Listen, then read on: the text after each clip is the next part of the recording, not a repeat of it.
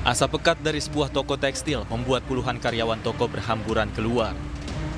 Petugas damkar yang diterjunkan ke lokasi berjibaku untuk memadamkan api dari bangunan berlantai 3 di kawasan Gambir, Jakarta Pusat. Pekatnya asap dari kobaran api menyulitkan petugas untuk memadamkan api. Kebakaran berawal saat sejumlah karyawan baru saja membuka toko. Mereka panik saat melihat kepulan asap dan api yang sudah menyala di dalam toko. Diduga api berasal dari korsleting listrik.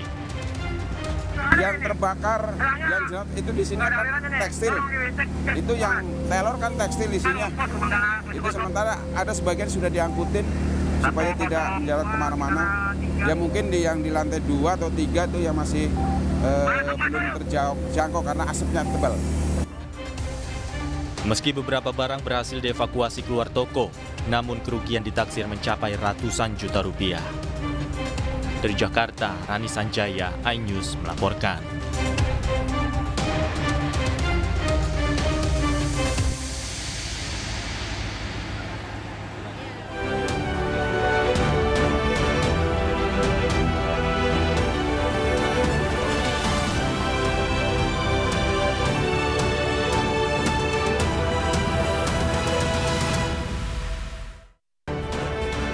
Bursa Pilkada Jakarta mulai menyala. Anies Baswedan dan Basuki Cahayapurnama diprediksi akan bertarung kembali.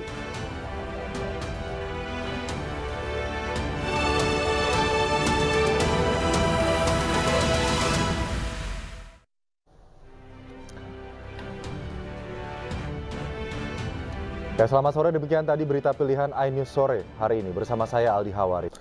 Selanjutnya, 3 orang diduga komplotan penculikan anak diamankan warga di kawasan Perumnas Simalingkar, Kecamatan Medan Tuntungan, Kota Medan. Video penangkapan pelaku oleh warga viral di media sosial. Penculikan anak. Ini dia orangnya, ini orangnya. Ini orangnya. Inilah video viral suasana di Jalan Jahe Perumnas Simalingkar, Kecamatan Medan Tuntungan, Kota Medan yang dihebohkan dengan adanya 3 orang yang diduga merupakan komplotan penculikan anak di wilayah tersebut. Warga sekitar yang mengetahui adanya kasus penculikan anak nampak memenuhi lokasi di depan Pasar Simalingkar. Sementara ketiga pelaku penculikan yang terdiri dari 2 perempuan dan 1 pria langsung diamankan warga di lokasi. Iya, bawa kantor polisi aja. Dalam narasi video yang beredar, seorang anak bayi diduga menjadi target penculikan komplotan tersebut saat sedang bermain ayunan.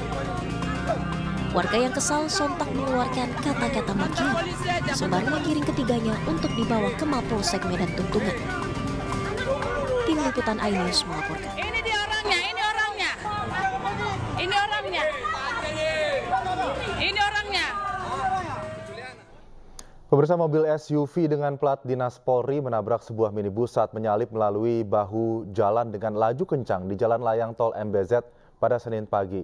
Kedua kendaraan rusak berat dan terdapat korban luka.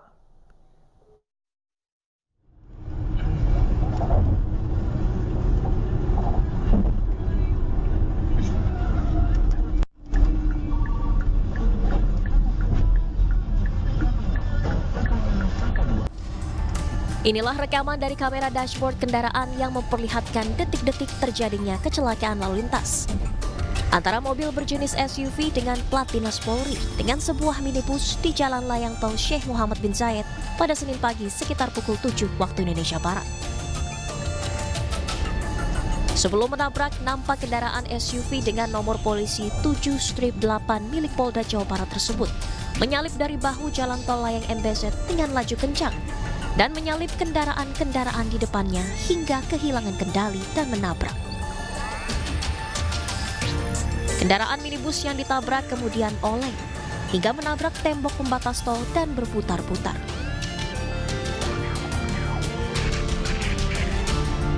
Kecelakaan lalu lintas ini menyebabkan kedua kendaraan rusak berat dan terdapat korban luka-luka. Melaksanakan interogasi kepada sopir atau driver dari Fortuner, dia mengaku mengantuk. Kemarin dia mengaku mengantuk. Jadi mobil Fortuner itu mobil Polda Jawa Barat. Polda Jawa Barat kami juga sudah mengamankan STNK kendaraan dinasnya seperti itu. Jadi itu mobil. Kasus ini pun kini ditangani Satlantas Polres Metro Bekasi Kota. Yang juga viral di media sosial, seorang ketua RT di Setu Tangerang Selatan, Banten membubarkan kegiatan ibadah mahasiswa. Sejumlah mahasiswa bahkan luka-luka akibat dikeroyok warga.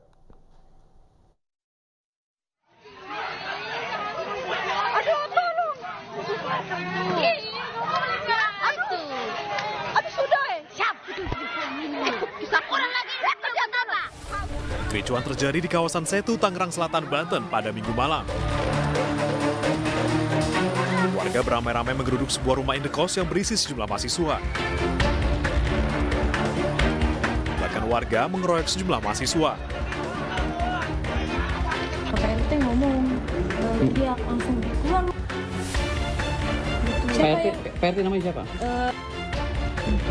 Lu nggak ngargain gue jadi RT di sini. Para mahasiswa mengaku didatangi warga saat tengah menggelar ibadah. Ketua RT melarang kegiatan tersebut dan meminta mahasiswa untuk bubar dengan kata kasar. Sejumlah mahasiswa bahkan luka-luka karena mendapat kekerasan dari warga. Untuk peristiwa ini, polisi menggelar mediasi. Polisi membenarkan adanya pengeroyokan yang dialami para mahasiswa. Konflik ini dipicu ketua RT yang meminta mahasiswa yang tengah melakukan kegiatan doa rosario untuk bubar karena sudah malam. Ada rekan-rekan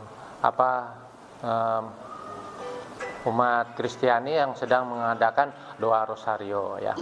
Akhirnya sudah diingatkan sama tokoh sekitar sama RT untuk bubar gitu ya, karena sudah malam gitu. Ternyata belum bubar juga. Akhirnya timbul tuh sedikit kegaduhan sehingga ada keributan ya. Keributan direlai sama warga, yang merelainya tersebut ya kena pukul karena orang banyak gitu ya. Lebih dari 1 orang diamankan dalam peristiwa ini. Kasus ini ditangani Satreskrim Polres Metro Tangerang Selatan.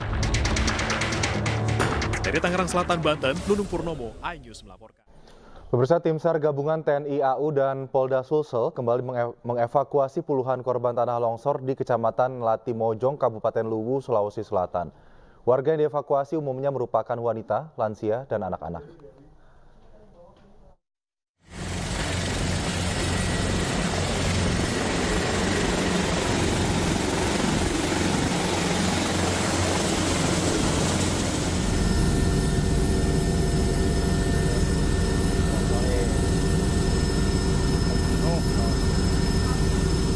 Puluhan korban tanah longsor di wilayah pegunungan Kecamatan Latimojong, Kabupaten Luwu, Sulawesi Selatan, kembali dievakuasi menggunakan 2 unit helikopter milik TNI AU serta Polda Sulsel.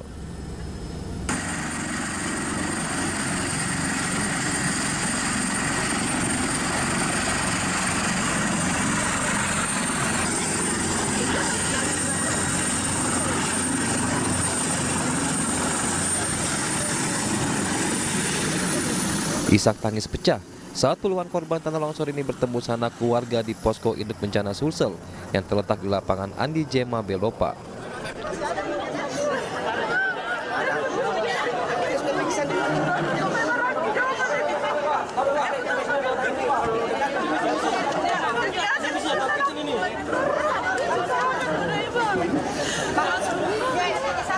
Puluhan korban tanah longsor ini sudah terisolasi selama 5 hari setelah akses jalan dan jembatan terputus akibat bencana tanah longsor dan banjir bandang melanda wilayah Luwu. Sementara korban lainnya yang masih terisolir dan belum dievakuasi mulai kekurangan pasokan makanan serta banyak yang sakit, sedangkan fasilitas kesehatan tidak memadai.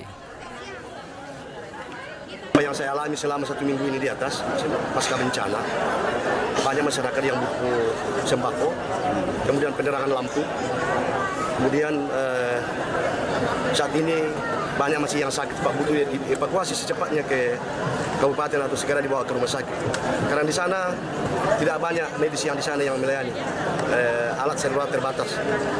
Jadi setidaknya secepatnya Pak, bantuan segera dikirim ke sana.